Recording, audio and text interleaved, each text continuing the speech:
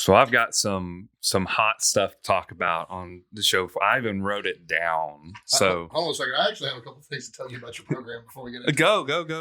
On your second leg day warm up, I did not put straddle pose and stuff on that, but you do need to do those. Okay. The saddle poses on both leg days. I only put it on one, but you do need to do it on both. Okay. What's your hot takes? So let me pull this up real quick. I can kind of go ahead and get started, but there's been a lot of memes that have been popping up here lately about the I guess it's the blue collar guys with the work boots and jeans that come in and outlift everybody. Yeah. I'm so fucking tired of that shit. And I'm not trying to be that person. If you work out in boots and jeans, that's fine. If you're a blue collar person, that's fine. But you're probably not coming in there and outlifting somebody who goes to the gym to be competitive at a sport. Like, I'm sorry. Like, yes, you can probably manhandle some weight, and you are probably not optimizing your movement patterns.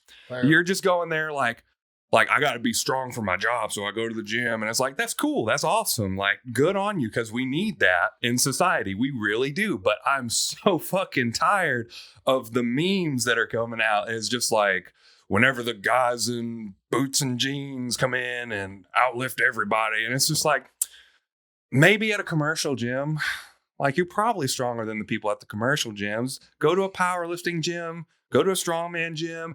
You're going to get humbled really quick. And it's like, it's this whole, it all boils down to gatekeeping, right? Because that's all this is, trying to gatekeep people again, like from a different perspective. It's like, instead of the powerlifters trying to gatekeep people into their community, it's like, oh, if you don't wear combat boots and jeans and shit, then you're shit. And if you go in there wearing Under Armour shit, you're shit. It's like, I'm so tired of it. I'm so tired of it. Let me ask you something though. Have you ever been outlifted by somebody? This is the point of those memes. Can you recall having been outlifted by somebody wearing Gymshark? This is true. Because I fucking can't. But I wouldn't say embarrassed, but I have been pleasantly surprised by somebody described like that. And that's fair, like, because there are a group of people, and sometimes they are pretty strong people. There's also people I've seen come in exactly like that, covered in grease, just like totally disgusting after work, and not lift shit. Yeah, that's totally honest. Like, they look like shit. Do you think that's perpetuated by the fact that I'm sure you've seen these women post memes and videos and halfway joking about how much they want a blue collar man and how kind of dumping on white. I'm sure it's perpetuated by that a little bit too, because dudes see that and they're like, "Oh, well, I'm blue collar. Let's start." Maybe so. Let's brag about this as much as we can. But again, like, it's a necessary part of society. Like, I'm technically, my job is and is not blue collar, because it's like, I am in a factory, but I'm also in quality, so I'm in research, so I'm not like I'm not like hands-on with my stuff. Blue collar but job. I think most people like skilled trade labor, but is most of the time what people think about when they think of blue collar jobs. But people gatekeep that too, because like I think personal training is a blue collar job personally. But you definitely have people that, like, even my own best friend who's a contractor probably would argue with me that I don't work blue collar. Like, but I do. I'm working toward making it more and more white collar, in the sense that I'm more and more educated all the time. I'm about to go get my CSCS and stuff like that. But like, I work with my hands. It's important for me to be strong. It's important for me to be. It's skilled labor. Being a musician, people don't like this either, but that was blue collar work. That's skilled trade labor. So, like it or hate it, doesn't really matter to me. But I mean, it is what it is. I mean, like, so I don't know. I mean, you could be blue collar and white collar in any field though. Yeah, like you can be a blue collar mechanic and wrench on people's shit for a living, and just be the local guy that builds stuff, or you could work for Ford and build hyper engineered fucking supercar engines for them, and it's a white collar job. But I mean, it's still different levels of the same thing, right? Right. Like, so it's a funny thing for people to gatekeep, but they absolutely fucking do it. It's strange to me. Or even like 100 years ago, there was white collar jobs that were still blue collar jobs. So Like, you ever read To Kill a Mockingbird? And like, you talk about Atticus getting paid in like fucking fruits and vegetables and like shit like that as a lawyer. Like, we're not too far removed from everything being blue collar. Right. You know what I mean? So, like I said, there's just varying levels. What level are you on? Mm-hmm. And you can be extremely skilled and be the best in the world and still be blue collar work, or you could be working with a team of engineers in Detroit, Michigan, building the next fucking American supercar engine. It doesn't really matter. People are going to find ways to talk shit about that specific meme has just bugged me here lately, or the concept of the meme, that it just keeps popping up on my feed, and I'm just like, I don't interact with it, so that I hope it doesn't pop back up on my feed. Fucking start flagging it. I guess it could. Like, I hate this shit. Get it out of my feed. Don't show me these fucking memes. But it's not going to do that, because but it's a powerlifting meme, and you love powerlifting memes, and I'm like, yes, I do, but not that one. Yeah, that's fair. You confuse your algorithm. Yeah. I get it. I got one other thing. I've said it before. It was mostly about work-related stuff. It may have happened at the gym before. When, as a society, did we stop flushing toilets? God damn, bro. I went into the gym, both toilets, just piss and shit and toilet paper. I'm like, why? It's not hard to flush a toilet. When, as a society, did we decide it was too hard? It happens at work all the time, too. That's why they installed these self-flushing toilets, because they were tired of people leaving shit and piss in the toilet. Yeah, so I think it was on a podcast Sandy listens to called Every Little Thing. I want to say it was Every Little Thing podcast. But they actually pulled up some type of studies that someone did, some public health organization of some type, that blames people that refuse to sit for those messes. Refuse to sit? Yeah, like you actually make less of a mess if you, and it's cleaner for the next person. Right. If you don't hover. Right. People are grossed out by public restrooms, and that's why they do it. But then that's the person that's making it gross. Yeah. So, yeah, it sucks though. I mean, I remember even working in a very clean commercial gym like I did. Like there would still be messes.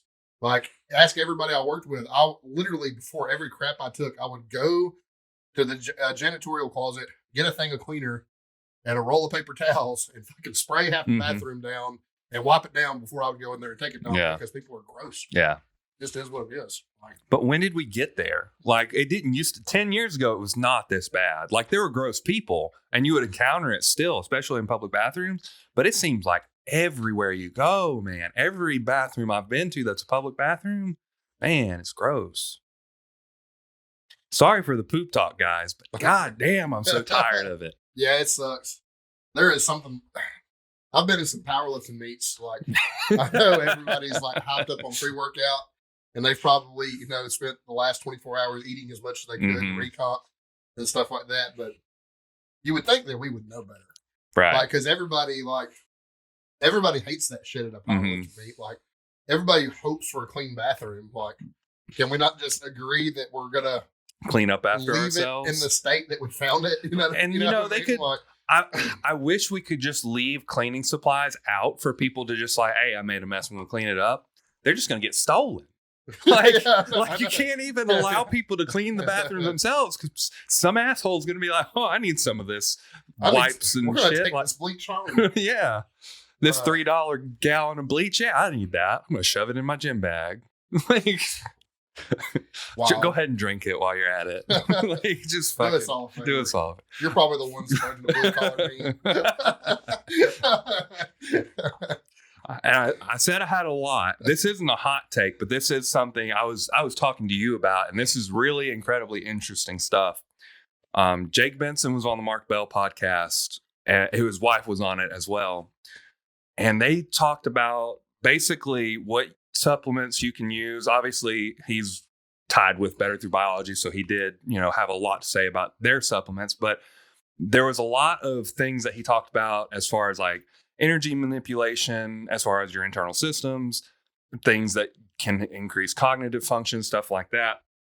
I'm going to give you a very brief, like, my interpretation of it was, they were, at least with his wife, she was only on 10 milligrams of androgens for her bodybuilding show. And she was in, not bikini, it's wellness. So only 10 milligrams of androgen. And then it was just like 1 to 2 IUs of insulin a day. It was growth hormone. He didn't specify how much. It was probably a handful of IUs a day. But he also talked about the timing of things being incredibly important, as well as obviously nectar, which we've talked about before. He talked about data, which I couldn't really recall all the information on it, but it was pretty interesting. It was I think it was more of a recovery. DADA. DADA, yep. Not DATA. DADA. Yeah, dada, DADA. But he has the full name in his head and he can just spout it out. He's a very smart man. He was talking about that. He was talking about injectable ATP, which is also just incredibly interesting. We've mentioned that before, and he talked about another supplement. He was talking about he was going to do injectable creatine, which is very interesting. Anyway, I was talking about the supplements. I'm gonna adopt some of these in my personal and see how it goes. Probably like 1 to 2 IUs of insulin in the morning. I tried that this morning. My breakfast was kind of shitty, to be honest with you, so it probably didn't hurt me any. But typically, you want to make sure you're eating plenty of carbs when you're doing this, which I always do eat plenty of carbs anyway. And then nectar before my workouts, about 30 minutes, just whenever I can take the injection. And then max uptake post-workout meals. I'm going to try and do that. What I'm probably going to have to do is just like throw some tabs in my lunchbox, because most of the time I eat at work. Yeah. Few things like that I'm going to try and start adopting and see what I come away with it. You can go ahead. Well, of course, even me and you've had some back and forth about this. And even I kind of suspect that maybe it's not as big of a deal as people say it is, but there's a lot of people that still believe in meal timing being really important, specifically of carbs and protein pre and post meal. So he actually talked about that too. And he was very specific on how he wanted his meal structured as far as like the types of meals. And it was exactly like we've been talking about forever: protein and carbs before and after the workout, and then fat surrounding it. The reason why, which was really interesting to me, was he was talking about paying off energy debts with fat as opposed to carbs. So the carbs are going to fuel the glycogen for your workout. Then you're going to restore the glycogen with the post-workout carbs. Before and after is your fats, which is where you're going to pay off those caloric debts, those energy expenditures. Sure. Which, when he explained it like that, obviously we've talked about this forever. Joe's talked about this forever.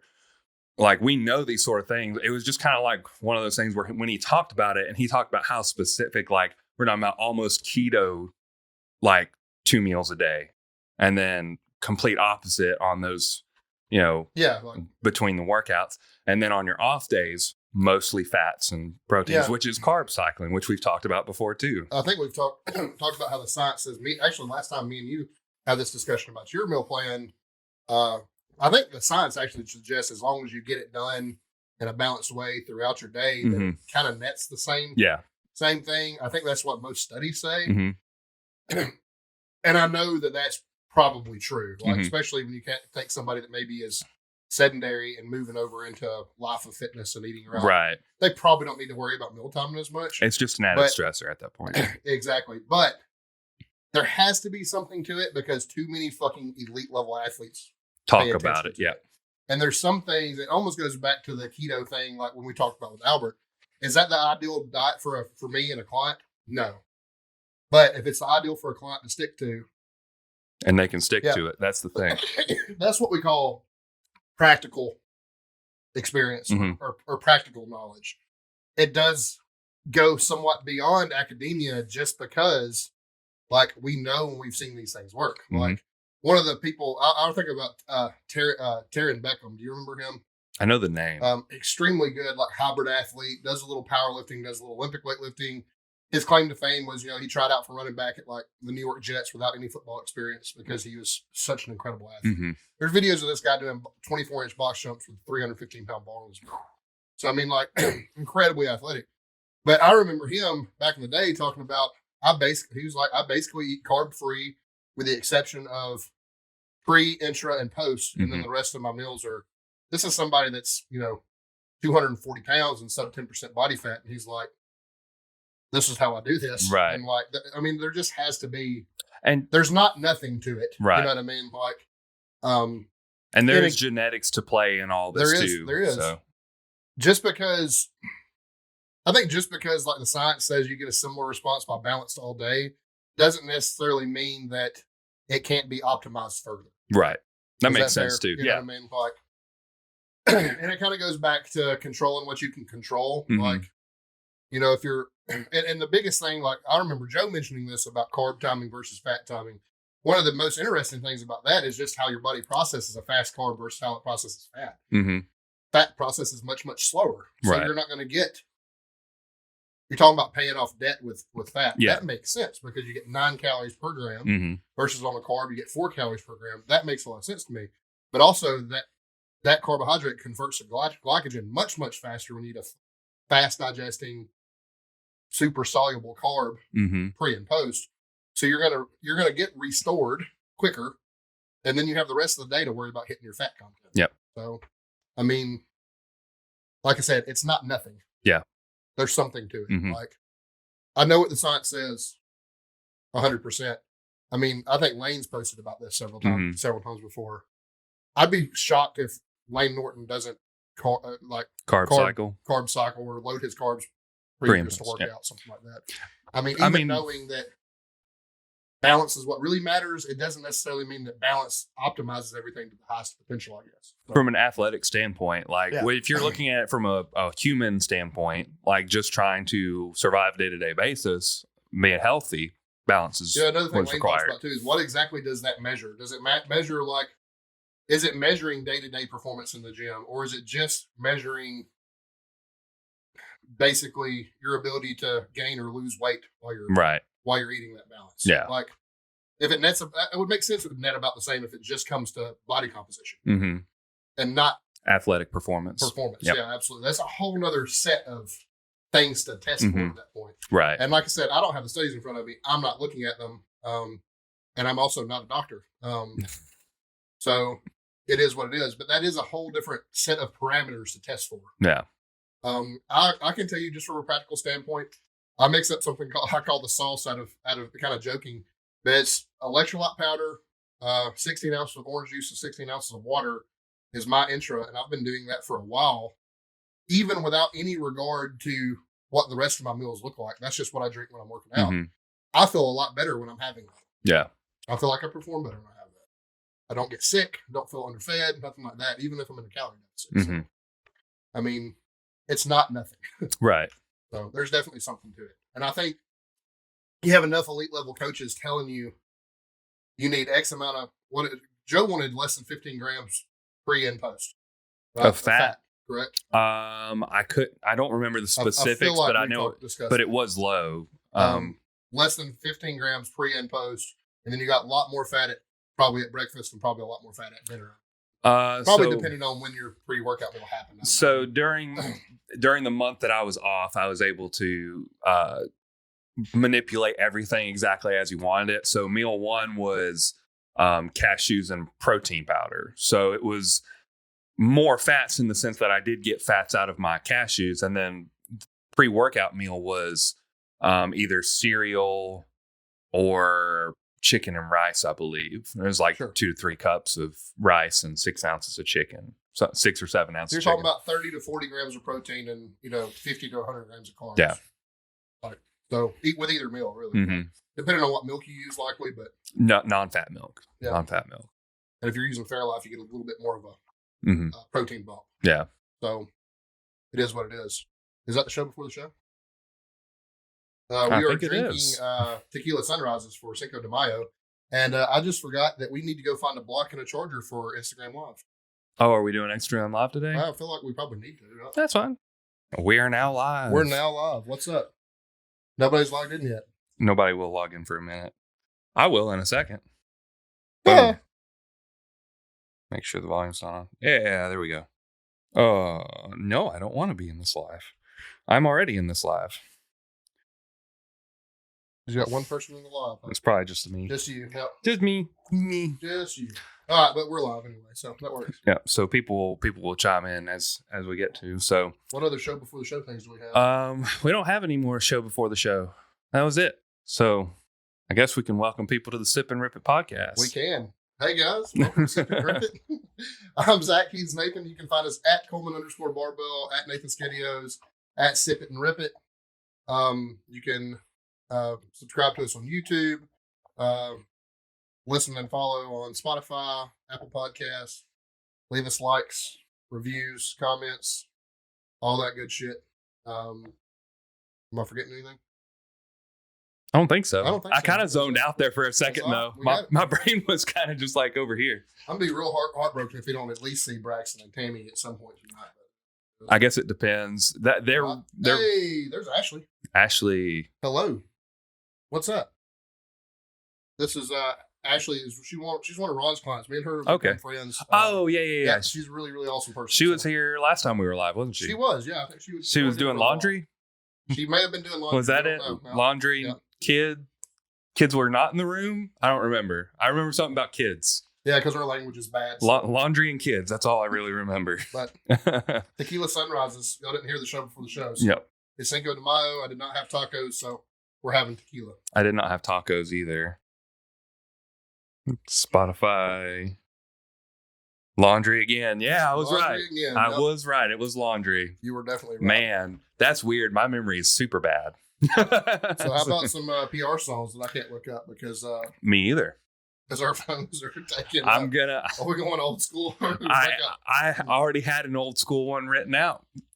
Can you guess what it is? It's a song that I want to say you hold very near and dear to your heart. Because it was your username on Instagram was a little knock on it. Is it the current Instagram handle? Everything went Zach? No. With Black Dahlia murder reference? It's not that one. Okay. Well, it was the one. You don't remember Zackened? Oh, yeah.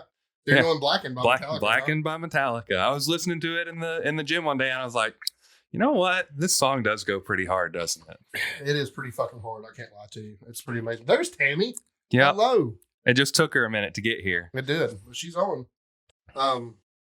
Anyway. That's your first entry? Yep. Blackened by Metallica. Oh, man. I feel like I have to think about something not them now. Was your go-to going to be Metallica? It was. Let me just say, I've already put this on the list, but I cannot, in my old age, I cannot get over the last half of one. Just owns me so much. It's really good. When the pace picks up, it's after that breakdown. What else we ridiculous. got? Richard. What's up, hello, Richard. We got like half of Maverick Barbell in our. Not half. They have like 1 million people. But we got a lot of Maverick Barbell represented here today. Hey, Tammy, how are you? I just saw your comment. Hey, actually, you asked about podcasts recently, and we were talking about on the show before the show. You need to listen to the Mark Bell podcast with Jake Benson and his wife, and I'm sorry I forget her name. It's very good. It is pretty long, but there's a lot of good information. It's very, very interesting. So check that out. Yeah, and then another one I made reference to is not a powerlifting podcast, but is the Every Little Thing podcast. They talk about a lot of different stuff. Mm-hmm. Sandy listens to that one a lot. I've listened to it before. It's pretty interesting, but that's two that y'all missed in the show before the show because I wasn't live yet, so that's my fault. That's okay. And now we're talking about PR songs. So far, the entry has been Blackened by Metallica. And now I'm like, I don't even know what to say. You know what? It's an oldie but a goodie. But since we're staying in that vein, we'll go. Oh, shit. I don't know. There's so many good ones. You know, I've been listening to them more and more and more. And a song I had forgotten about off of Far Beyond Driven. By Pantera is Slaughtered. Slaughtered is good. That song is fucking heavy. It's good. 1994 or whenever that song came out. It's ridiculous. It may have been like 96. Richard, you're a music nerd. Do you remember when that came out? Incomplete by Cisco. Check my new bitch video. We will do that. We will. I would do it right now, but we're both live. So we're sorry. We can't get anything pulled up. I could walk over to the computer, I guess, but that would be a whole thing. So if you didn't know, Richard has nearly a 500-pound bench. He's an awesome bench press. That's a lot. Yeah, he's an awesome bench. But Anyway, what about that dude at Ultimate Warrior? Hey, bench only dude. What did he bench, like 550? Oh, I missed that completely. Oh my god! We're gonna talk about Ultimate Warrior here in a minute. But I was so fucking busy at Ultimate Warrior. Yeah, you didn't get to see. I did not get to be a fan at Ultimate Warrior at all. I did a lot more coaching than I did watching. So. Yeah, it was impressive. Tammy probably remembers. It was a state record every single time. Big dude. Very big, very big dude. Yeah. Yeah, I saw him warming up. He took Austin's last warm up. Austin is a very good bench presser too. He took Austin's last warm up for like 6. Jesus. You know, and this is somebody that benches mid 4s too. Yeah. This guy took his warm up for like 6. Yeah, he was. It is what it is. It was about 550, I think, was what he pressed. I get amped by 90s R&B. No, I kind of get it. I'm not gonna lie to you. I grew up on Boys to Men and stuff like that, so I kind of like it. Probably not listening to it in the gym, but I definitely like it. So I'm with you. Who is that? I don't know that name. Chris, I think. Is that Chris? I think so. I may be wrong. Hello, Chris. But if that is your real name. But anyway, did I get to my PR song? Slaughtered by Pantera. Yeah, Slaughtered by Pantera. We've been on some tangents, bro. We've been on some tangents. We've been chasing a lot of rabbits today. You want to do a second one, or you just want to put one today? Hell, put another second one on there. Let's see. I'm going to get probably tons and tons of shit for this by literally everybody who likes any amount of metal. But Nick Nocturnal covered One Step Closer by Linkin Park. It's so good. He's really good. It's so good. It's much heavier. The vocals are very similar to Chester Bennington. So if you don't like Chester Bennington, you probably won't dig it, but it's very.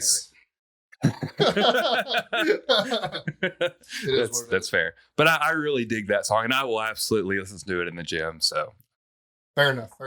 I'm gonna do a funny one. Also, kind of late '90s R&B. This one's for Richard, if he's still on.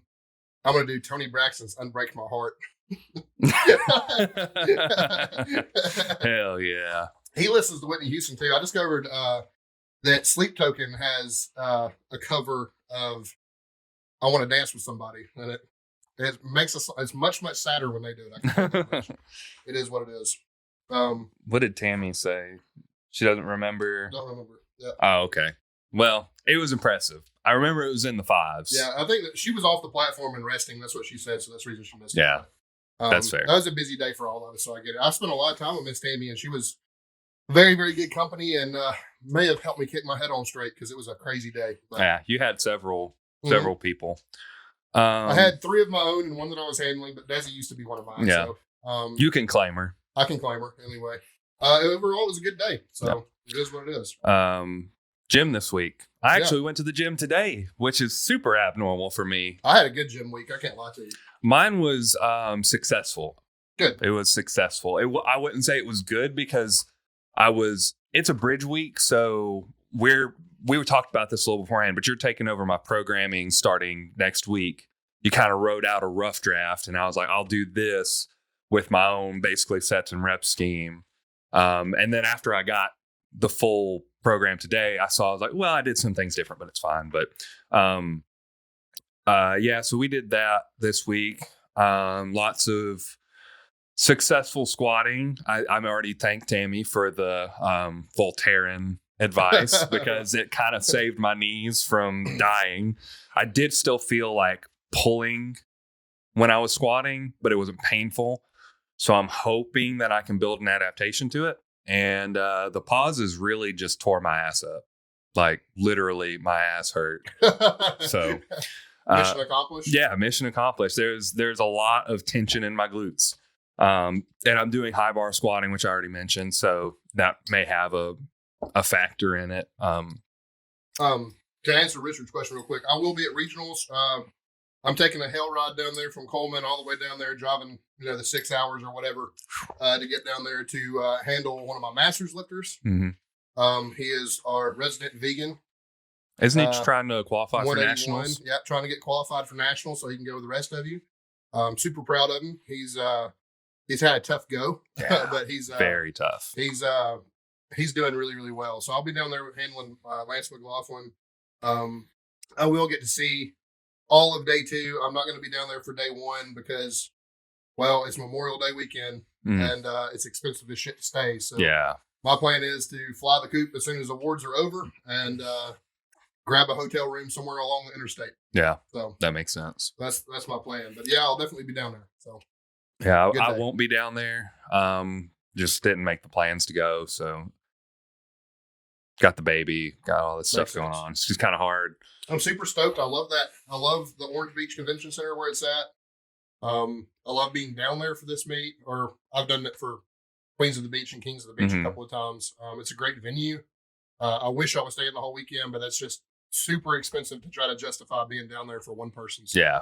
And the baby's still a little bit too young to drag to 2 back-to-back powerlifting days. Yeah. So she seemed to do good at Birmingham. She did. She did good in Birmingham. Birmingham's 45 minutes from home. Though, yeah, so it's a much easier, much safer. It's a lot easier. Yeah. So it just kind of is what it is. But yeah, I'm excited about it. I can't wait to get down there. So it should be good. Yep. All in all, for my gym week, I was just super sore by the end of it. So yeah, that's good. I had a big gym week in the sense that I actually skipped my first bench press day. I had a little bit of a pec strain from some stupid shit I did on the Swiss bar the week prior. So I think I took a plate for like 4 or 5 sets of 5 just to put movement in it. Still did all my accessory work. Had to do pec deck super light. Day 2 was my high volume squat day. It went fine. Hit them all easy. Day 3 was log press again. Been working on the log a little bit.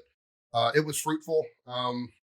I did fall short of my first 2 plate press on the log. But I think I ended it with like 214.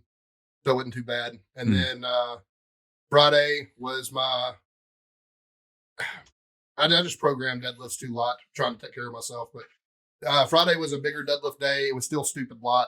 It was like 460 doubles. And that's like a 10 rep max or more for me. So it's just stupid easy. But I did squat a post-injury and all-time PR on SSB's pauses. I hit a pause squat SSB double at 429, which I'm really, really proud of. That seems to be going so well that I am also now considering the move back to high bar because it seems as though a higher bar position causes me less pain in my hips. Yeah. But shit, I'm smoking them too. I mean, I could probably load up an all-time PR on the SSB bar. Right. Like all-time squat, not just SSB squat. Yeah. But nevertheless, that's not what we're doing. Right. so no reason to put myself in harm's way. But it seems like I am trending up, and one of the things some people listen to me may hate me for saying this, but it's just been cold hard fact for me. I was over tightening.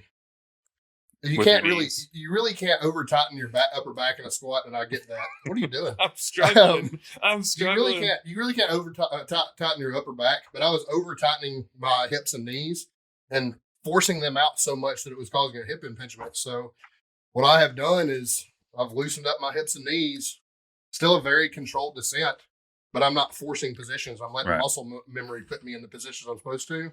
And now all of a sudden, blunts are pain-free. Yep. Who knew? And then another big tip, me and you discovered earlier on in the year, is I squat with a looser belt. Yeah. Keeps a lot of pressure out of my hips too. So it is what it is. I don't think, we've talked about before, I don't think those are cues I would give somebody that I was teaching. But that's worked for me and it's made it pain-free. So like we talked about on the show before the show though, like individualization is kind of like key. Yeah. Super, super important to what we're doing. Yeah. So, I mean, it just kind of is what it is, but yeah, super successful gym week for me. I'm coming up on my 2 retest weeks. So it's my AMRAP week on squat and bench press. And I have deloaded deadlifts and log. And the next week will be deloaded press and squat. And I'll have a 3 rep max log and an AMRAP on deadlift defined. So should be pretty good. That'll be fun. My deadlift's something stupid. It's like 485. I'm gonna be honest with you. I'm probably just throwing 5 plates on there. Yeah. it just is what it is. I expect it to go really, really well and super, super easy, but that's my next 2 weeks in the gym for the most part. So look forward to updates. Yeah. It should be good. I hope. So that all we got for pre-show stuff? Yeah. That's all we got for pre-show stuff. All right. Well, main topic here. We're just going to do a recap of Ultimate Warrior, basically talking about our experience. Yeah, I mean, overall, it was kind of a stressful day. I had people I had to get qualified. Austin, in particular, I needed a 450 dots. He got his 450 dots. Do you remember specifically what his dots was? 452. 452. Yeah, so I outdotsed him. So I outdotsed him. Did. Wow. I'm going to have to give him shit. He had a rough day. He did. I don't really want to elaborate that on too much. I'm not super happy with the way we handled things as a team. Yeah. In retrospect, I'm honestly a little bit embarrassed. Yeah. But when the sport means something to you, tempers and stuff flare. Mm-hmm. I think knowing that I had somebody on the platform that I trust and Amy, makes it a lot easier pill to swallow. Yeah. Be honest with you. And after looking back, I'm not 100% sure I agree with the third call still, but I will tell you this. When you got to remember that these judges, there's some human error involved in judging and some human correctness involved in judging, which I think they were on his second deadlift attempt, which was reds too. He got 2 reds and a white. They said he didn't lock out. And I told him coming off the platform, he leaned too far back. And when you lean too far back from the top of a deadlift, what tends to happen is tends to make you break in your knees. Yep. So to be fair to everybody judging, I got on to Austin for that. I said, you lean too far back, you broke your knees, you can't do that next time. Flex your quads, get it locked out, is what it is. But what happens when you do that is now, since you've done it once before, you have set a precedence for this is all I'm going to lift this way. Okay. And now they're looking for that lean back that causes you to get soft in your knees. Yeah. And though I honestly think it was a 60-40, 50-50 call on the third one, because that precedence is already set. If they see that, they're kind of right in calling it reds because you've already had your warning. You know what I mean? And that just is what it is. And I'm very much, I'm not really an armchair quarterback. I don't really like in sports in general when we criticize referees and stuff like that because it is human. Even if we perceive it as a bad call, these people were trained to give us the right and fair calls, and I just think that he set a precedence with the second one when he lifted, before he lifted the third one. Right. And that is right or wrong. Doesn't matter if he lifted it or not. It's still our fault that he showed them that on the second attempt. So it just is what it is. I personally, as a coach, called a bad bench press day. Yeah. Only had one athlete go for three for three, and it was the girl I was handling, and not not with mine. Yeah. I just didn't call a good bench press day. That would have made a big difference in Austin's day, and where he stood. Probably would have made a big difference in his confidence and where we stood too. And yeah. It might look like a different day, if he does a little bit better in bench press. So, all in all, I'll be honest with you. I think anything that went wrong was my fault. I don't think it was Austin's. I don't think it was judges. I don't think it was anything. It's my fault. So, but that's what we do as coaches. So, when things go well, it's their fault. When things go bad, it's my fault. And that's the way it should be. So, right. Not a whole lot other to say than that, other than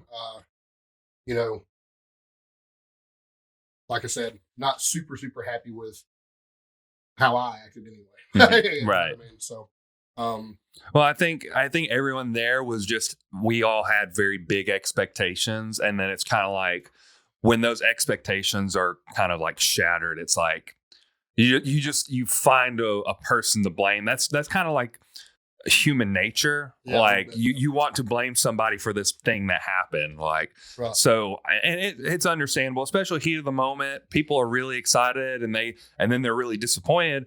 It's the same thing with like football fans and stuff. Like kicker, like I hate quoting this because I hate this whole situation, but there's that Alabama kid who missed a field goal and he was getting death threats from Alabama fans. Like in the heat of the moment, like, do they really want to kill this kid? No, they don't. But like in the heat of the moment, they're just so mad because something went wrong and he's the person that they can blame. Yeah. It's not the fact that they didn't score another touchdown to win the game. Yeah. It's not the fact that the defense didn't stop the other team. Yeah. He was the one that they would blame. Low hanging fruit. Yeah, he was the closest one to the incident where they lost, so they blamed him. In general, referees, judges, stuff like that have the toughest job in sports, and that's because they do kind of get the wrath of the competitor. They get the wrath of the coaches. They get the wrath of the spectators. Yep. And then they have very, very little appreciation. There's very little appreciation for them when things do go well. Mm-hmm. And I can tell you that we have really good judges in Alabama. I really appreciate them, and they do a good job. It would be inhuman for me to say that I'm going to be perfect every time I go to a powerlifting meet. As a lifter, as a coach, as as any part of it. Things that happen, including the way we did or didn't act, that falls on me. Yeah. So, that's fair. That's what it is. What did Richard say? Learning the various ways to help lifters get past adversity is possibly my favorite part of coaching. Yeah, I mean, managing ego has a negative connotation, but it doesn't always have to, right? But managing egos, managing expectations, getting them back on the horse for Austin has a much more important meet coming up. I mean, he didn't win Ultimate Warrior. Big fucking deal. He's qualified for nationals.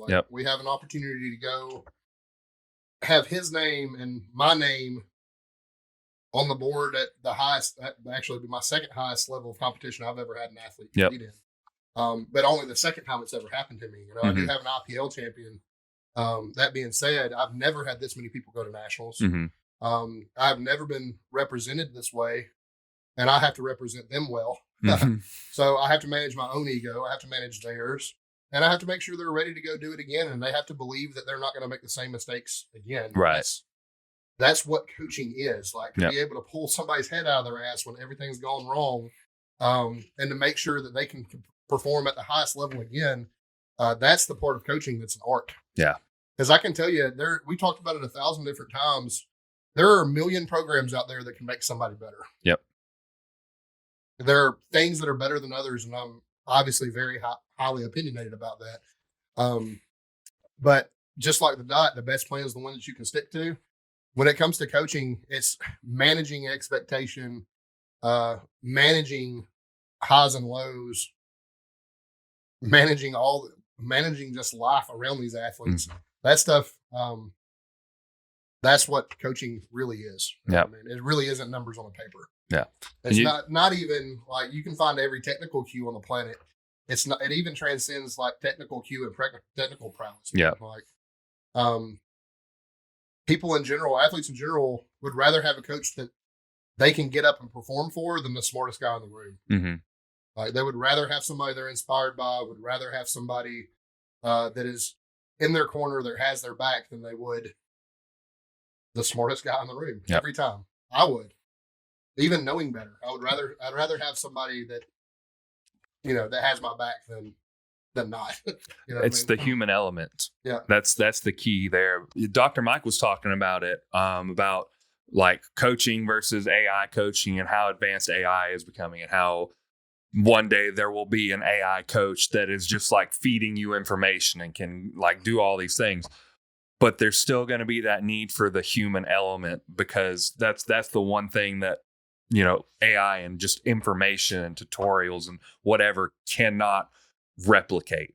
The human person looking and seeing and explaining it in a way that makes sense to the individual, because all of our brains work a little different. We all perceive things a little bit differently. I just thought about something really, this is very far side topic, but it was in the Mark Bell podcast, and I may have mentioned it to you. If you have an athlete that takes tren, there are certain aspects of tren that affect your brain, which can hypertrophy certain parts of your brain to make you perceive things differently for the rest of your life. So having that human, you could probably punch that into a computer or whatever, and AI would be like, you take tren, so we have to blah, blah, blah. But there's not going to be that emotional, I understand because I've also taken tren. I know what it does to my brain. Right. So there's just aspects of it that I don't think there will ever be a replacement for the human element. No, I mean, and there's things that's come close to a degree. I mean, the programming from Juggernaut is something I definitely don't like, but I have witnessed people even here locally that have had great success on AI programming and whatnot. It's still, Tammy talks about having a good coach is everything, and it absolutely is. But there's still things. I promise you, I would rather have Ron Tarvin call my numbers on meet day than a fucking AI generated fucking app. It's just like, you hit this at an I'd rather have that. You know what I mean? Your eyes typically they don't deceive you. You know what I mean? And something I struggled with this past meet at Ultimate Warrior is I let what I saw in the gym affect what I was seeing on meet day, and that's the reason I call it a bad bench press. Yeah. You really, as coaches, we should put what your athlete did in the gym all the way the fuck out of your mind. Yeah. Like outside of establishing an opener, that's the last bit of information that you should have from that you should be carrying into meet day. Right. I mean,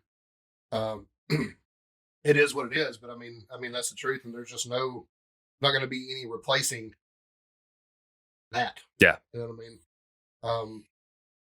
I don't know, man. Meet days are somehow easier and easier and tougher all at once. The better my athletes get, the more nationally represented I am.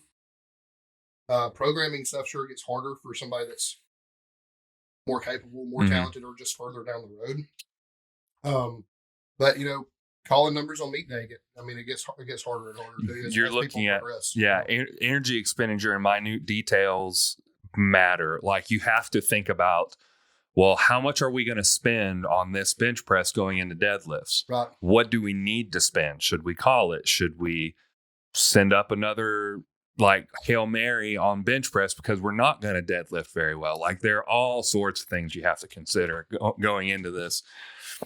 And that's just if I call up the bad options that we had for Alston's bench press attempts, he probably goes 3 for 3. If I just say, hey, this isn't moving if I would have done what my head was telling me and my heart wouldn't let me do, if I would have done what my head was telling me, we would have called up the smaller number both times and it would have, netted him, 15 to 20 more kilograms. Right. I mean, that's stuff that you might not can learn unless you do it on the fly, though. Yeah. Honestly, as masterful as Ron is at calling numbers, I would imagine that if he was being honest with me, he would tell me that there's been a lot of fucking trial and error and a pretty good bit of fucking up done before he did it.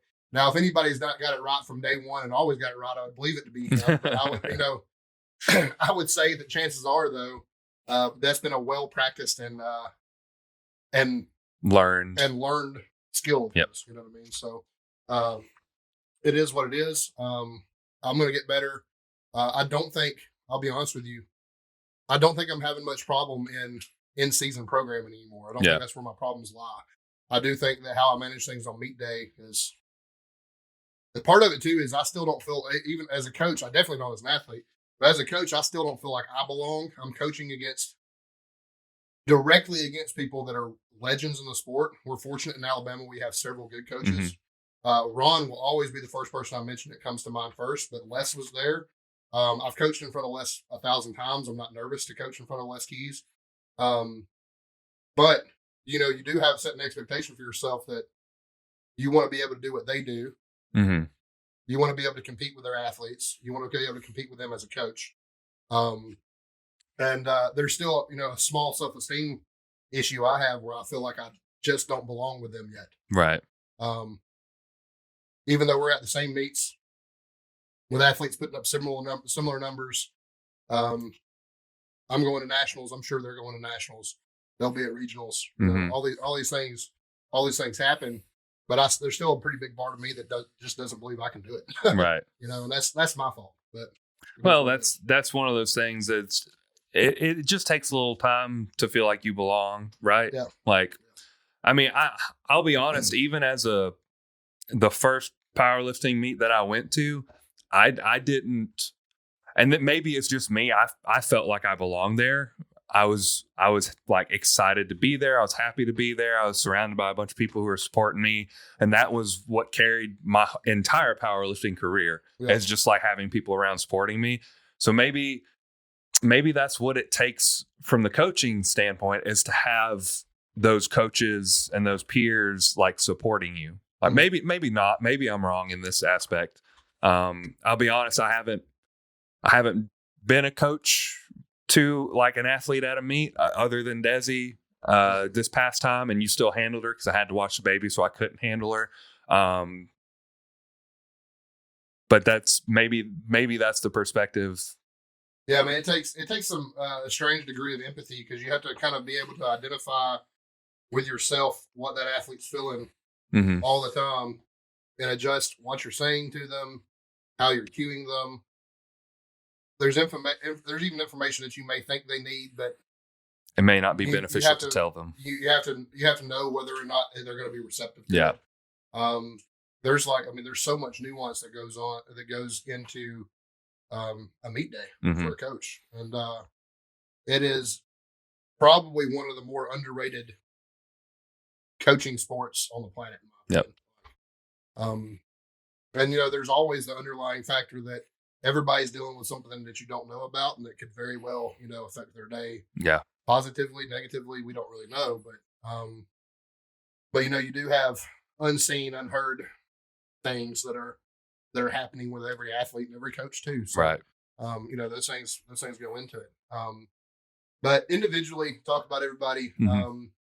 Desi had a really good day. She went 2 for 3 on squats. Yep. With this. She hit a 251. 253. Yeah, which would be it was a meet PR. Yep. It was a meet PR. Got the state record at 181 for bench press for 165. 165. Yep. For 176 pounds. Yep. Right. So she had a really good day on that, and then deadlifted 330. Yep. 3 for 3 on deads, which was a really, really good day. So really proud of her. She got all white lights all day except for her missed squat. Yep. So no technical red lights. She was awesome. She could have ground that squat out. I can't lie to her. I think she could have too. At the same time, and knowing how she is, and I'm not throwing shade. I probably would have called I think I would have called 270 or 170 kilos instead of, or not 170. What would end up being 264. It was 2.5 kilos lighter, whatever I had written out, because I was looking at it and you had split the difference. That was the only thing where I was kind of like, dang, like I wish you would have just went with the lower number. To be fair, the 2 squats up to that were fucking good. They were good, but the only thing, the second squat had that double pause. Yeah. And she has never done that ever. I've never seen that happen before. I didn't even ask her, like, I what probably happened? could have called that a little bit better, but it's okay. I was definitely right not calling the top third. Definitely, no. She would have not been good with that. I mean, but it's okay. Like she still had a great day. It also helps too that we, not calling up the big number for her probably actually benefits us more down the road, because she's a better deadlifter than she's a squatter. Yes. So that miss, would we like to have had one more? Yeah, but that miss might not have been a bad thing. You grind it out, maybe even hurt yourself. Right. Just depends on the day. How to wreck your deadlift. Yeah. Which is, it's definitely not worth wrecking the deadlift, but not when she deadlifts as much as she does. Right. But yeah, I probably could have called that better. But she had an 8 for 9 day, really good day. Yeah, no, she had a great day. Mason was a first time competitor for me. Well, he did the garage meet. He did, but the first sanctioned meet he's done. Yeah. Was this one. He went 2 for 3 on squat. I think he finished with 440, I think. It was a pretty good squat day. 200 kilos? Yeah. Okay. He bench pressed just his opener, 281. It's a rough bench press day for him. I don't know that I don't know that I called that really very, really very well either. That being said, we did start, immediately after his opener, we started calling the lowest number that we had, planned for. And he just didn't have a good bench press day. Some of it, I think maybe in retrospect, he would have been pissed off at me, but we should have probably opened a little bit louder. Yeah. It is what it is. But, we also opened with like a 3 or 4 rep max. So, you hope that, that's a pretty easy get, this time. And then he went 2 for 3 on dads. he got what he wanted on his second deadlift attempt, so he was just like, "Fuck it, go for broke," Mm-hmm. and that's what we did. I think he finished with 464 on deadlift. But not a bad day for Mason for his first time. Mm-hmm. He was very enthusiastic coming out of it. So that's a good thing. Anytime you have a new lifter, if they leave their first meet with some enthusiasm, that's a pretty good thing. And boy, did he smash some beer and pizza. Boy, he did. Boy, man. I got fucked up a couple of pictures of beer. He did. I was like, I was shocked, man. I was like, holy shit. Like, I was struck. Well, he had a calzone and that pitcher of beer. I had the calzone. I was like, 3/4 of the way through, I was like, man. And he was just like digging in. I'm like, I can't let him out eat me now. So I got to finish this fucking calzone. But he also had, 2,000 calories worth of beer with it. Yeah. It is what it is. Mason had a good day. Steve Sides did his normal Steve Sides shit and just wrecked everything he could. Yep. He did really good. What did he end up, his total lifts? Like, did he go? He hit the 275 squat. Missed his third bench attempt, but we did clear 209. We really wanted that 2 plate mark, which in kilos would have been 220. Yep. He had hit 225 in practice, so he was like, "Listen, that record's mine. Like, call up a big number. Let's just see if we can get it." Because it was his record that he was breaking from his second attempt. So he missed his third, and then he went pretty incredible 385 on his third deadlift. So I didn't realize it was that much. That's pretty great for a 65-year-old man. So yeah, he's in 65 to 69 now. Oh man. Yeah, we definitely won't. Bench press is what it is. I don't know if it's ever going to be great for right. Steve. But we're nearing that 300-pound squat mark, and that's going to be really huge for him. And then I do think he's a 400-pound deadlifter. I think he's going to do that. I think he'll do it. Next time he plans on competing is December, and I think we'll have a 400-pound deadlift in December. So it's pretty wild. Pretty wild. Yeah, I hope I'm still doing that when I'm 65 years old. Absolutely. So, great day. He really went above and beyond on squat. But he really has been trying to get it up. So he's done a really good job. I do think what we called was as much as he's getting for a while. Mm-hmm. That being said, I do think that, maybe 300 could be in the cards eventually. I don't know that we'll have that by December. But, right. Progress slows a little bit at that age. Yeah, for sure. It's hard you kind of have to manage expectations some, but I do think Steve will close it on that 400 deadlift. Mm-hmm. So that was really good. And then Austin's we've already recapped. So, Austin's a great squatter. I probably could have called squat a little bit more aggressively, but Austin's kind of came into his own on deadlift. So with that in mind, the number one goal was to qualify. We knew we would pretty much qualify with, roughly our second attempts. You know what I mean? So he ended up with a 683-pound squat. That actually put us 7.5 kilograms off the lead. We arrogantly assumed that we would close that gap on bench press. Mm-hmm. All things go according to plan. Maybe he does close that gap on bench press. But he didn't make his second or third attempt, so it doesn't even matter. And then in terms of the numbers I called on deadlift, I called it pretty well. Yeah. So we needed to be aggressive. We needed to try to catch the other guy at 275. We called up his opener. It was stupid easy. Made the jump to 683 because we wanted to get ahead. He pulled it, got the red lights, so it was a no lift, and then pulled 705 and got the red lights for a no lift. So he stood them all up, locked them all out with the exception of maybe that lean back, maybe softening the knees up a little bit, causing those red lights. But in terms of strength, the strength was there. So we called a good game on Dudley. It just, we've talked about it already.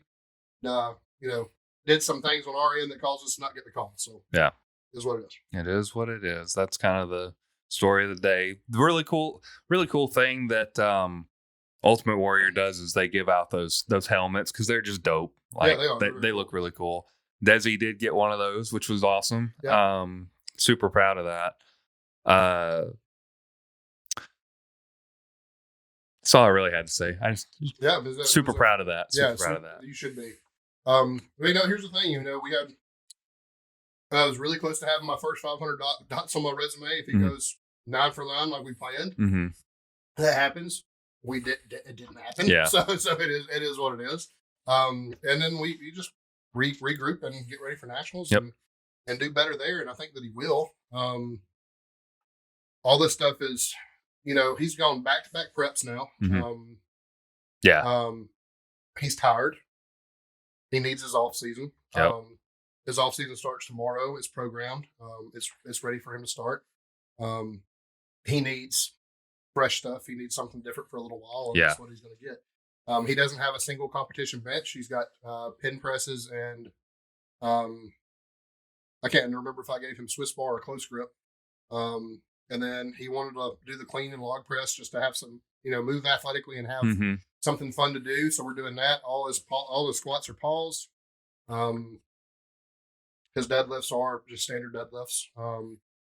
But it's a lot of non-specific, super off-season type of work. That. So I think that he'll be in a better place. I'm sure he's ready to have, he's an enormous squatter, so I'm sure he's ready to have, some 350 to 450 on the bar instead of 500 plus all the time. Same thing on deadlift. I'm sure he's ready for those things. So super proud of him. That's a really hardworking individual. Me and him have collaborated a lot. Austin's really taught me to listen to my athletes and not just assume I know everything. He's done really, really, really, really well, just giving me feedback and stuff like that. He's a little bit of a hypochondriac, which we picked on him about before in the podcast. So, but he's doing everything I asked him to do. He's dieting well. He was super light for a 275. He was in the 250s. He was, 256 or something. Weigh-ins, mid 260s, meet day. So we have a lot of room to grow. We're looking forward to a calorie surplus for a little while for a change. All that stuff's really, really exciting. So I know he's ready to be fed and fat and happy for a little while. We really need it at nationals at 275. He needs to weigh in the 270s. Yeah. That's what we're going to need from him. So hopefully, high 260s, low 270s, weigh in and, hopefully I hope we can recomp to, high 270s, low 280s, for meet day. So, we'll see. Let me ask you, this is not a plug. Did any of your athletes take nectar prior to the meet? Mason did. Yeah. Mason did? Mason did. Okay.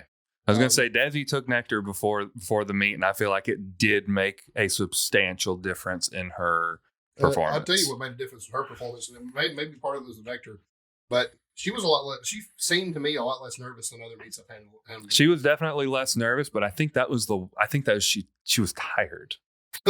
She was exhausted. She didn't have the brain capacity to be nervous. Right. She was a little nervous. Her legs were kicking.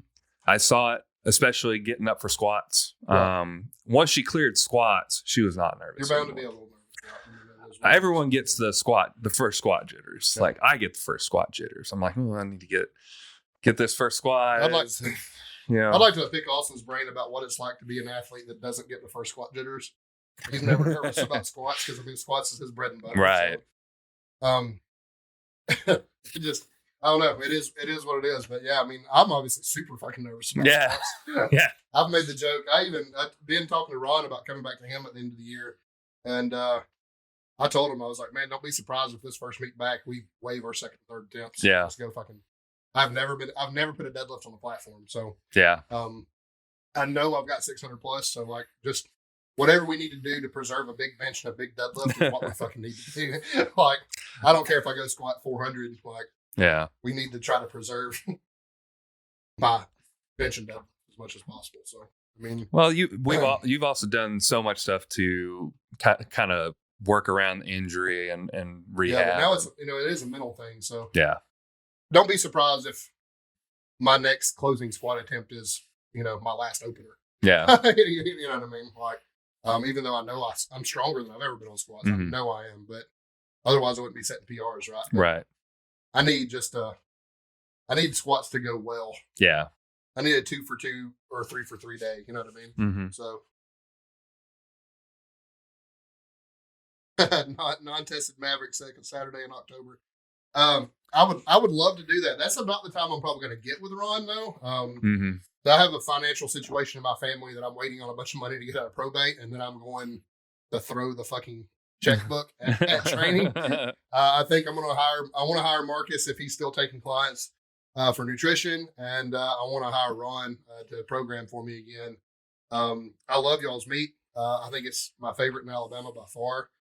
I'll definitely have clients there most likely, depending on proximity to nationals. 2 weeks from nationals, I believe. 2 weeks after. 2 weeks before. 2 weeks before. Yeah, so it's that second Saturday because it's either the third or the last Saturday, Sunday, Monday, or Friday, Saturday, Sunday. Excuse me. We'll just be there for Sunday. I almost always have clients at the Maverick because it's my favorite meet, so I generally try to get people to go there. Participation in that.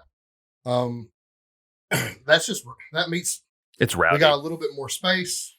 The crowd's awesome. It's ran efficiently. Like everything about it is just my favorite meet. Right. In general, the people that are there, all the Maverick members, I've never met somebody that attended Maverick that I didn't like. They're all great people.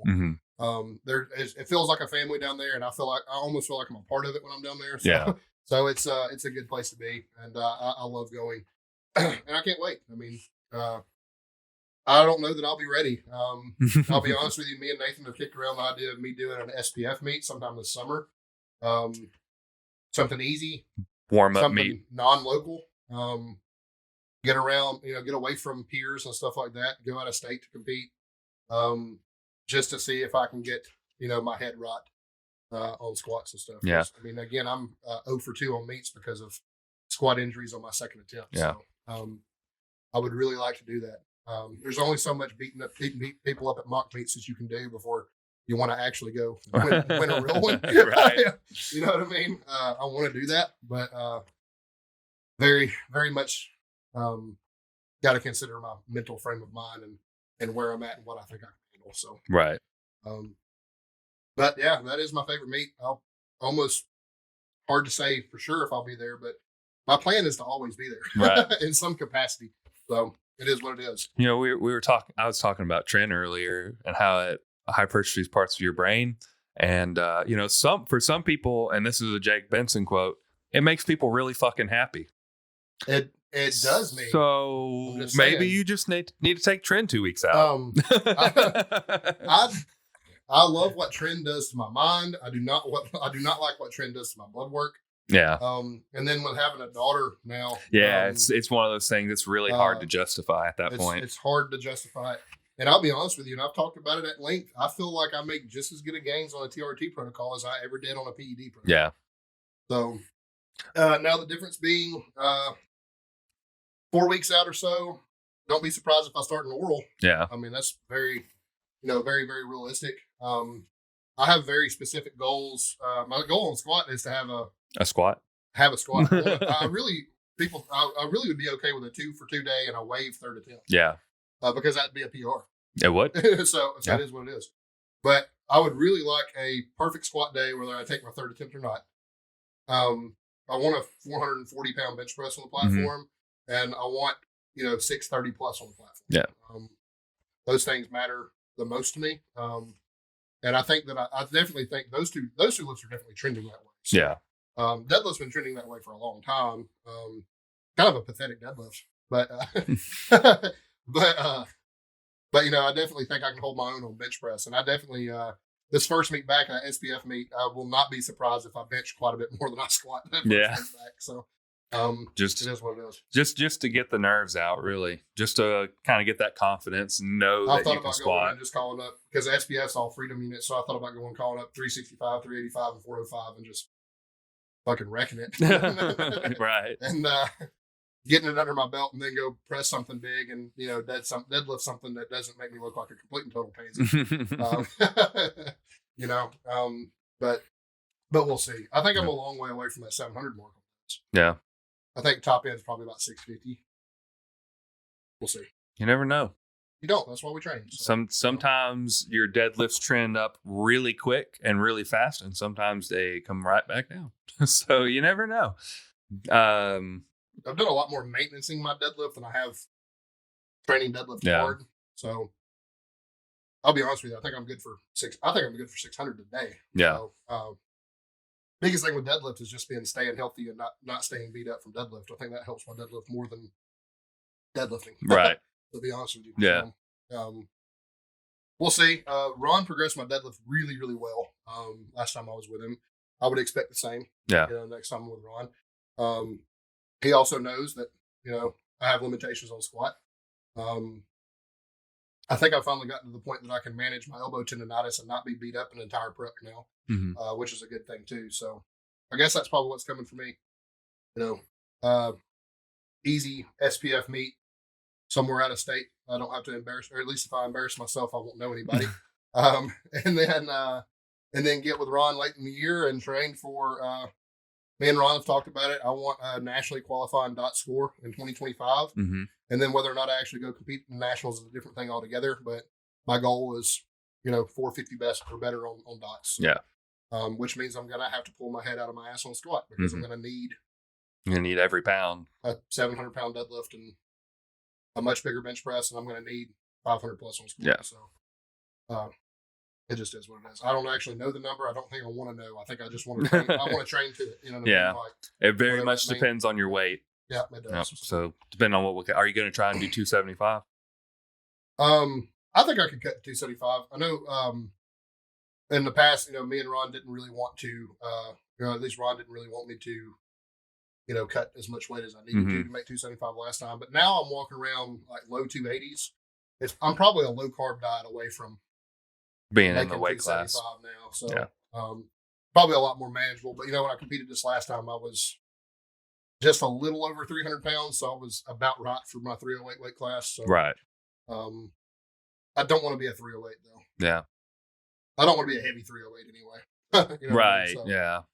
I never want to see 300 pounds on the scale again, and that's not powerlifter Zach. That's me being healthy. I want to see my dick when I stand up. Right. You know what I mean? I don't want to suffer from the dicky do disease. You know what I mean? It is what it is. Yeah. I guess for me, it's really just nationals coming up, and then me and Austin kicked around the idea of doing the amateur day at the Ghost Clash. I don't know. Which y'all were surprisingly very competitive at. Yeah, when we were watching it live, we kind of felt like we could be there competitively. Maybe not win, maybe podium, but definitely competitively.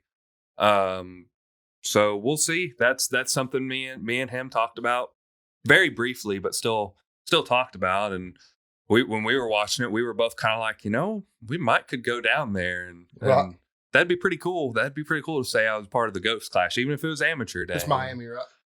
I think so. Yeah. I think so. So it's not too bad. Yeah, that'd be a cool trip to make. Yeah, I'd like to do that. Probably be a lot cooler than St. Louis. I've had fun in St. Louis before, to be honest with you. But it is what it is.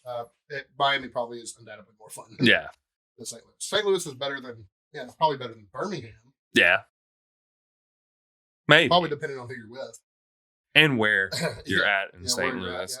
I was told to avoid the west side entrance because it's rough. I believe it was the west side. I don't get too nervous about things that people call rough, but I used to live in the west side of Philadelphia. So, right. I know what rough looks like. Yeah, he was specifically talking about people standing in the streets and loitering and blocking cars and stuff, making it very uncomfortable for some passerbys. That's fair. I don't know. That's what it is. There's a bunch of things as a coach I want to mark off my list, and love to coach somebody at the Ghost Clash. I'm getting to knock off nationals this year, which is an unbelievable feeling. Didn't get to go, but did have an athlete, Eugene, Oregon, that won his weight class for the IPL championship. Would love to have somebody at the American Pro, but we are a long way away from being competitive at the American Pro. But I mean, I think 99 out of 100 coaches in America could probably say they're a long way away from having a coach, having an athlete at the American Pro. So that's 500 plus dots at least just to get in there. Talking about just enormously talented people. Yeah. At the American Pro, I mean, immediate goals though. I mean, nationals and Ghost Clash. It'd be cool. Very, very cool. So, whatever happened to Kern? Is that officially the Kern U.S. Open? Is that officially like? Oh, I have no idea. I've not heard anything about the Kern. I mean, not in years. What happened to that meet? I wonder. It was the first big money meet back in the day. Yeah. I wonder, Richard, if you're still listening, do you know what happened to the Kern U.S. Open? Did that just go the way of the dodo bird? I mean, what's the other big Vegas meets? Because that was in Vegas. I don't really know.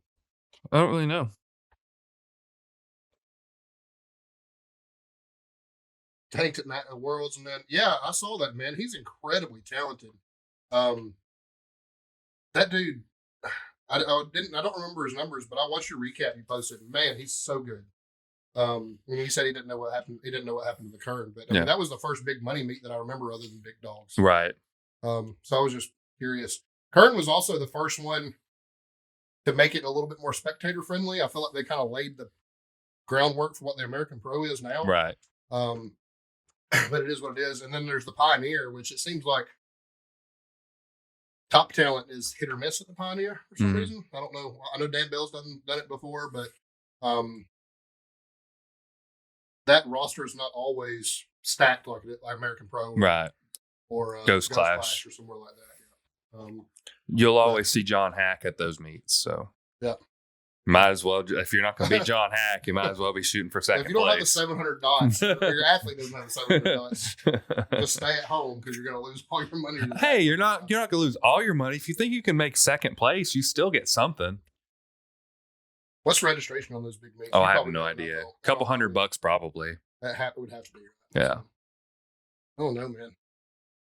A lot to think about. It's hard to just hand your money to John Hack. Yeah, that first 500 dots is, that's pretty high on my wish list. I think either you or Austin is going to get that sooner than later. Maybe not nationals, but in the future. I forgot what I had to get to have a 500 dots, but I'm sure it's in the 18 to 1900. He went 545, 385, and 700 at 18 and 196. So yeah, I think that kid's got a real fucking bright future. I thought I remember the deadlift just being outrageous. So good job, man. It's Ron. What's up? We were just talking about you. All good things as usual. But I don't know, man. I mean, 500 dots.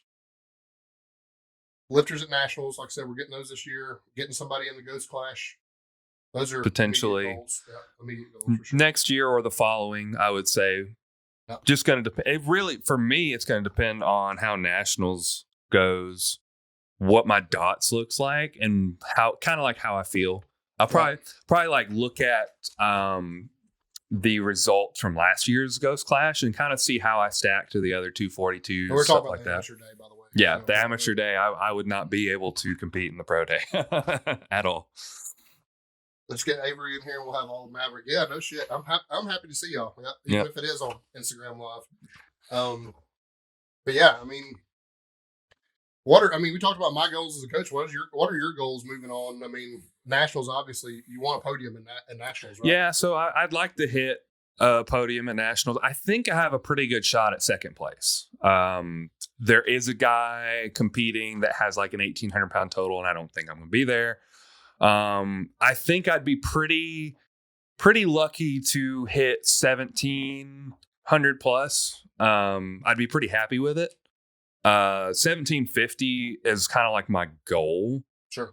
Not necessarily for nationals, but 1,750 as a total is just kind of like a bug in my ear. Sure. And I don't know why. I think it's just because it's like, is it like a 6'7" and a 450? Yeah.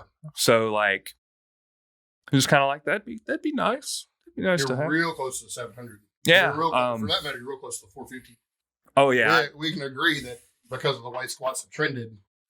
Not that it's out of the cards, but it's the longer road to hoe. I would be more likely to hit like 470 and 720 in like a 570 squat. I mean, it doesn't matter how you get there. It's still 1750, yeah, like 1750, 1750. But knock it down somehow. I mean, but that's kind of like where I'm hoping I end up with. And then just staying in the 242 class and like trying to recomp and be as lean as I can be in the 242 class. I don't want to go up. I don't really want to go down. Going down to 220 is just scary to me because I know how much strength I lost when I went down to 230. Right. And it was dramatic. So I just don't think I have the capacity to be a 220 lifter. Even if I'm walking around at 235 all day and then cut to 220 like 2 weeks out, I just don't think I'd recover from it well. So being able to stay about 250-ish and then cut to 242 is I think, ideal for me. You know, your height says you're a 275. I'm just going to say, come on. If you got the same issue with that I got with being a 308. Yeah, I just don't want to be that heavy. Like if I could get to a really lean 275, when I say really lean, I'm just talking like sub 15. Yeah, like lean enough. A healthy 275. Sure. I mean, I just don't know if my frame is built for that much muscle mass. I don't know if my genetics are built for that. You've seen my dad before. He's very thin. But you have very healthy parents too, though. I do. Yeah. That helps. Yeah. I mean, for the most part, more on my mom's side. My dad's a little bit. He is healthy for what he does to his body. His body can handle a lot, and he likes to throw it. Hey Ron, if you're still listening, man, how many athletes you got at regionals this month? Because I'm going to be down there with one, and I'm going to be paying attention to you because apparently I can't call a fucking day on bench press to save my life. So also nationals is he going to nationals? I'm sure he's probably going to nationals. But yeah, apparently I need help calling bench press attempts because I just botched it for fucking everybody on Sunday. It is what it is. Just 3, 2 on day 1, 1 on day 2. Cool. Are they separated, tested and untested? Yeah. Okay. Yeah. We're in Lance's first flight of day 2. So. Okay. Yeah, and I think there's an AM PM session both days too, so it's going to be a long-ish day. A long-ish weekend, I should say. Yeah. Well, I mean, you should only be there for one session, right? Or are you going to stay for awards? I'm staying for awards for something that we can't talk about on the podcast that I will tell you later. Okay.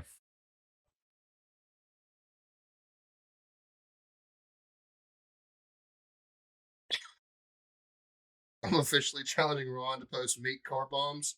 He lost last time and is lying about it. Hey, I'm not getting involved in y'all stuff. Y'all can talk about it all you want to here, but this is a free area to talk shit amongst each other, but we don't have to be involved in the shit talking. We do not. Not at all. But yeah, I mean that's my plan. So I mean, that 500 first athlete to 500, we're getting close, and then get somebody on the podium in nationals, and then hopefully somebody on the podium at Ghost Clash next year. Yep.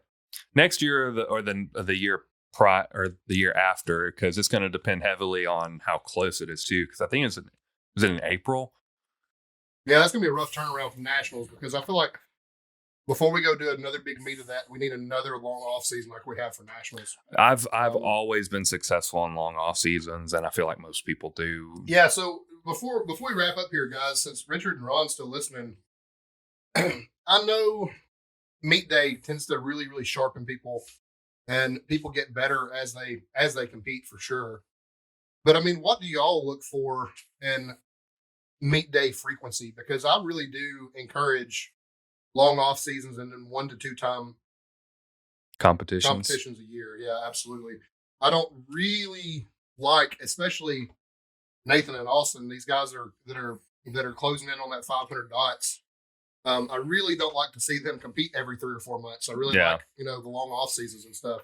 And case in point, Austin went from having his best total in February to turning around and kind of having a little bit of a shit show this weekend at Ultimate Warrior. So, I would just like to know where y'all are at on, what do you actually recommend for your top level competitors and how often they compete? Obviously the human factor, the athlete factor, what do they want to do? They want to do? That's probably going to be a big factor into Surely y'all's preference as coaches, though, is what I would like to hear. Yeah. But yeah, I mean, I think a long off season works out for us. Also, you're not old yet, but we're getting older. Mm-hmm. The longer, more bodybuilding style off seasons just keep us healthy. Yeah.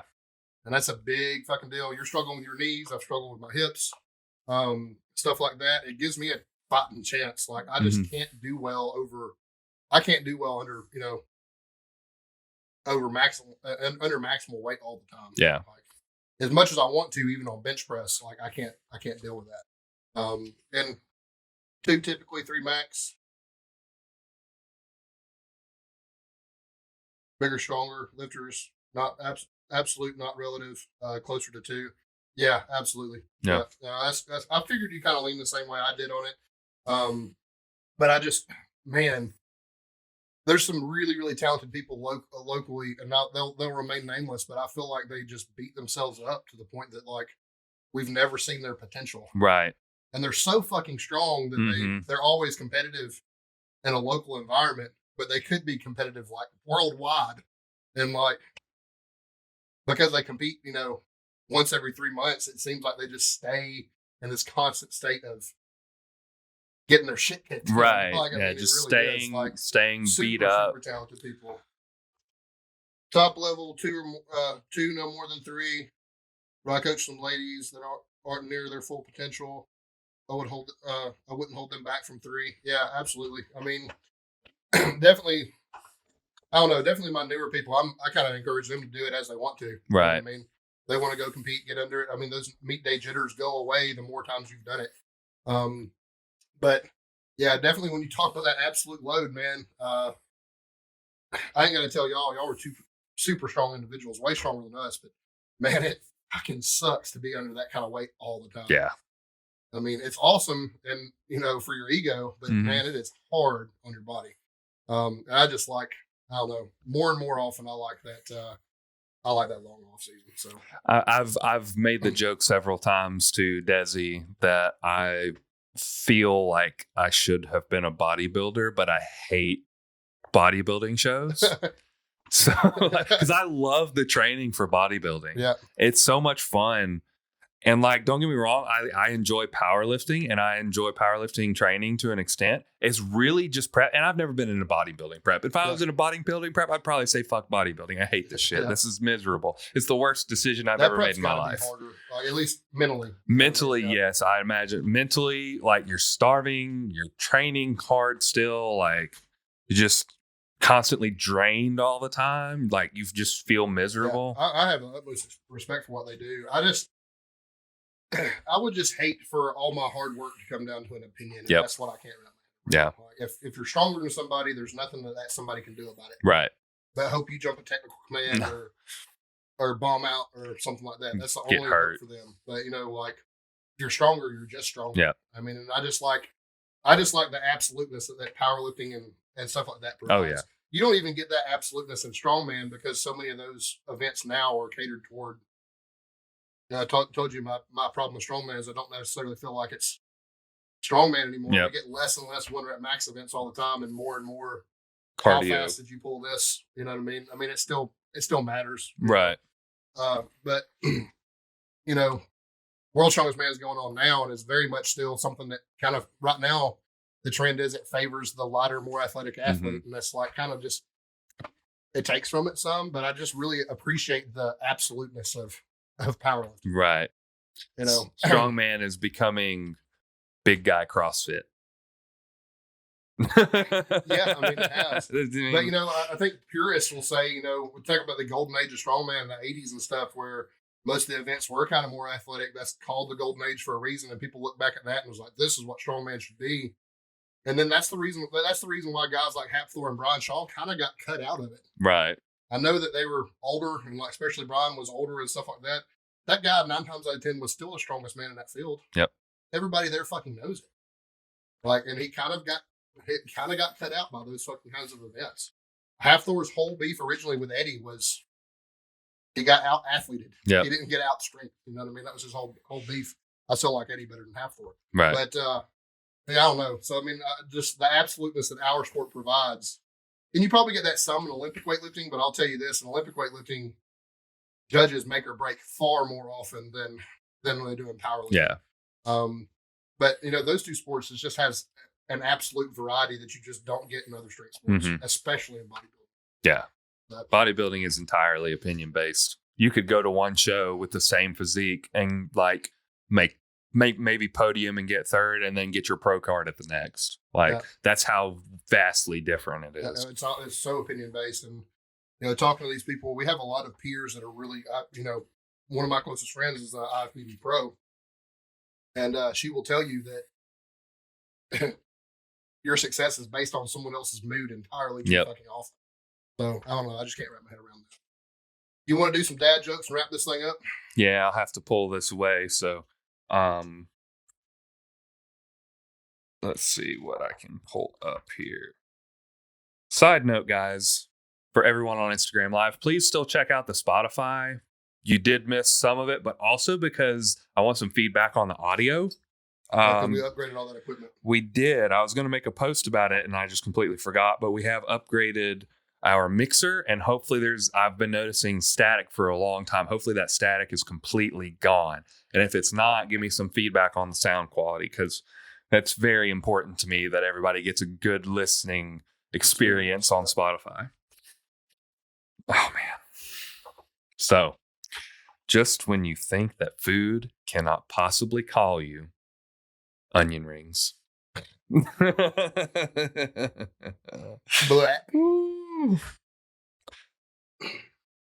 So my wife keeps complaining about how much she misses me, and I'm just glad she's not a better shot. Oh, man. Oh, bangers today. Absolute, just amazing. Richard said something. Hold on a second.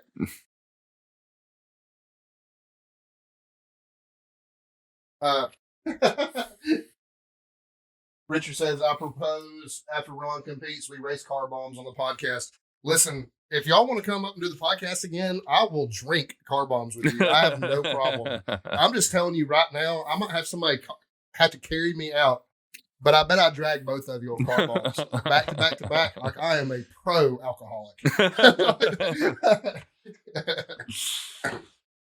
I shouldn't be proud of that. for the record, that's not something I should be proud of. So, I fell in love with a girl who only knew 4 vowels. She never knew I existed.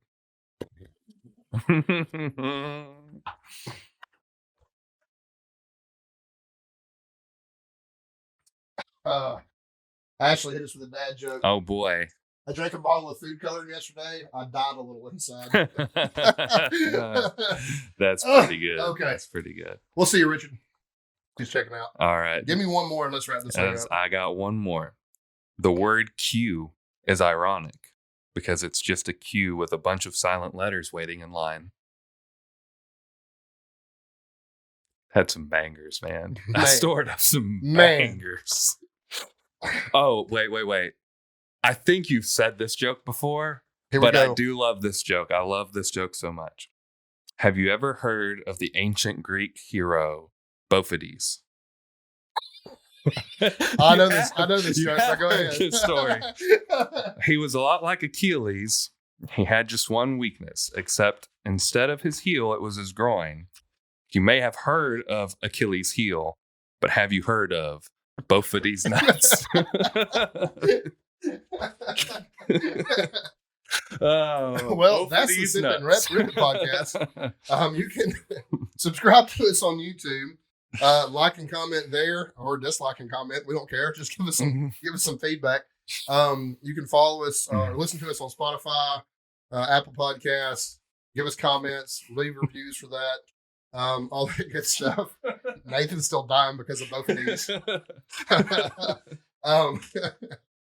You can chime in with some more dad jokes. Keep chiming into or listening to the Instagram Live, the actual podcast episode itself. Go back and listen to this one. If you missed it, you can get to hear me bitch and moan about things I did wrong at Ultimate Warrior. Yep. And then we are in need of guest spots again. So, Richard and Ron, if y'all were serious about that, let's get you up. We still got to get Tammy up. We need to get Tammy Strong up. We've talked about that for years. We talked about having her on. And we still want to do something with the Friday night at the bar guys. So, all that stuff downloading. We just haven't set dates on it. So, let us know. I guess we'll see you later. Bye, y'all.